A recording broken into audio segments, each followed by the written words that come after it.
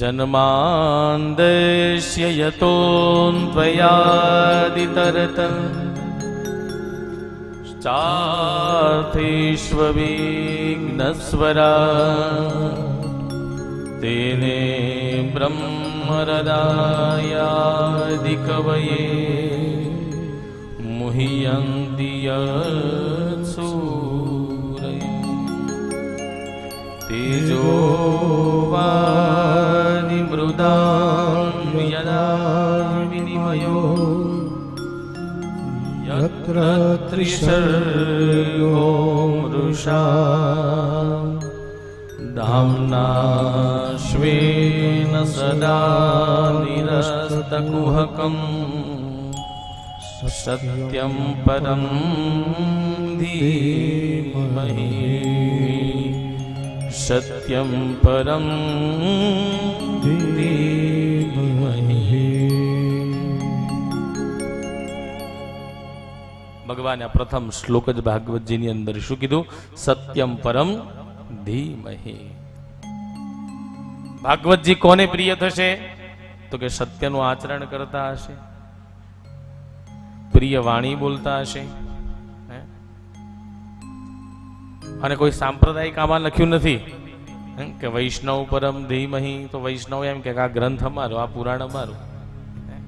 શિવમ પરમ ધીમહિ, તો શિવના સંપ્રદાય એવું કે આ પુરાણ અમારું. દેવીનું નામ લખ્યું તો દેવી કે દેવીના બધા ઉપાસકો એવું કહેતા હોય કે આ પુરાણ અમારું. પણ શું લખ્યું ભગવાને? સત્યમ પરમ ધીમહિ, કે સત્યના આચરણ કરનારાઓનું આ શાસ્ત્ર છે, કોઈ એકને ઉદ્દેશી નહીં. આની અંદર દેવીની પણ કથા છે, ભગવાન શિવની પણ કથા છે. અને નારાયણ તો આ જગતના પાલન કરનારા છે.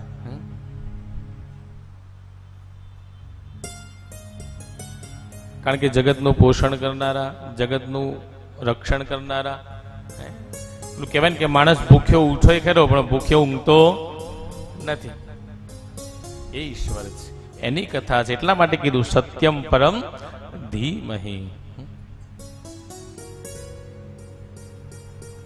અને એ ભગવાન નારાયણના એક અવતાર નહીં, ભગવાનના અવતારોની કથા કેટલી છે?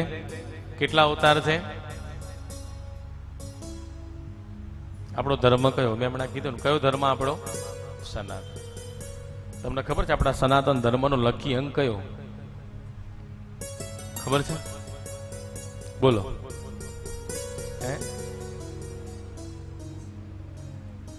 કારણ કે આ સ્કૂલ જ છે એક જાતની.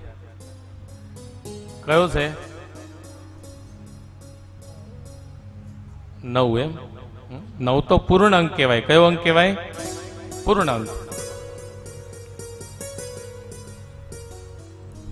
લકી અંક છે આપણો કયો? 24. કયો છે? 24. તમે જો દિવસ અને રાતના કલાક કેટલા? ભગવાન કૃષ્ણના અવતાર, જૈનોના તીર્થાંકર, મુસલમાનના પેગંબર. આપણો રાષ્ટ્રધ્વજ એની અંદર અશોક ચક્ર છે, ઉભાનારા કાપાગણ જો કેટલા છે? 24. આપણો મહામંત્ર જેને કહીએ ગુપ્ત મંત્ર, ગાયત્રી એ ગુપ્ત મંત્ર કીધો, એને મોટેથી બોલાય નહીં. ખરેખર જીભ પણ હલવી જોઈએ નહીં, મનમાં કરવાનો કીધો. ગાયત્રી એ સૂર્યની ઉપાસના છે, એના અક્ષર પણ કેટલા? 24. પરમાત્મા લખીએ પ એટલે 5, ર એટલે 2, એનું તમે અંકશાસ્ત્રમાં ગણિત કરો, એના પણ ટોટલ કરો, કેટલું થાય? 24.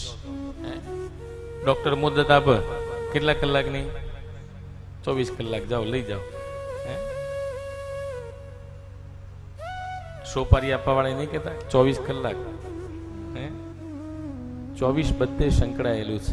દત્તાત્રેયજીએ ગુરુ બનાયા, કેટલા બનાયા રંગદૂત મહારાજે? 24. વંદુ તુજને વારંવાર વેદ શ્વાસ તારા નિવેદા. એ 24 આપણો સનાતન ધર્મનો લકી અંગ છે. અને ભગવાનને અવતાર પણ કેટલા લીધા? 24. અને 24 અવતારોની કથા. આમ તો ભગવાનના અનેક અવતાર બતાવ્યા છે, પણ મુખ્ય અવતાર ભગવાનના 24. કારણ કે એનો મહિમા ગુણગાન ગાવા માટે તમે હું ગમે તેટલા ભેગા થઈને બેસીએ એનો કોઈ પાર આવવાનો નથી. આ 7 દિવસની કદાચ ભક્તિ કરીએ કે આપણે એવું ના માની લેવાય કે ભાવ જીતી ગયા.